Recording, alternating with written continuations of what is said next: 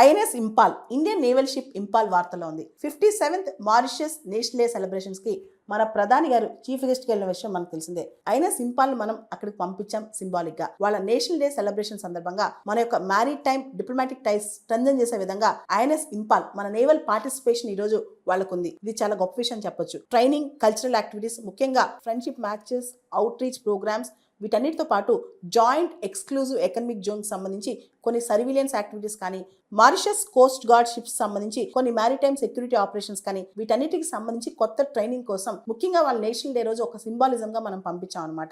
India మనందరూ తెలుసు net security provider in the Indian ocean reason. అంతేకాదు మనం నైబర్హుడ్ ఫస్ట్ పాలసీ ఫాలో అవుతాం. దీంతో పాటు మోడీ గారు కొన్ని సంవత్సరాల క్రితం సాగర్ అనే ఒక కాన్సెప్ట్ అనౌన్స్ చేశారు. Security and growth for all in the reason అనమాట. కరెక్ట్ గా 10 సంవత్సరాల క్రితం మనం మారిషస్ నేషనల్ డే సందర్భంగా మార్చి 12, 2015 మారిషస్ వాళ్ళకి MCGS బరకూడా వాళ్ళకి ఒక నేవల్ షిప్ బిల్డ్ చేసి ఇచ్చాం, కమిషన్ చేసి ఇచ్చాం అనమాట. అది మారిషస్ కి ఇంకా గుర్తుంది. సో ఇండియా మారిషస్ యొక్క ఈ ఇండియన్ ఓషన్ రీజన్ లో వీళ్ళ యొక్క సర్విలియన్స్ కానీ, వీళ్ళ యొక్క టైస్ కానీ, మ్యారిటైమ్ టైస్ కానీ చాలా ఇంపార్టెంట్. ఐఎన్ఎస్ ఇంపాల్ విషయానికి వస్తే ఇది project 15B Visakhapatnam class indigenous destroyer అనమాట. దీనిలో cutting edge technology, state of art weapons, sensors, advance machinery ఇవన్నీ ఉంటాయి.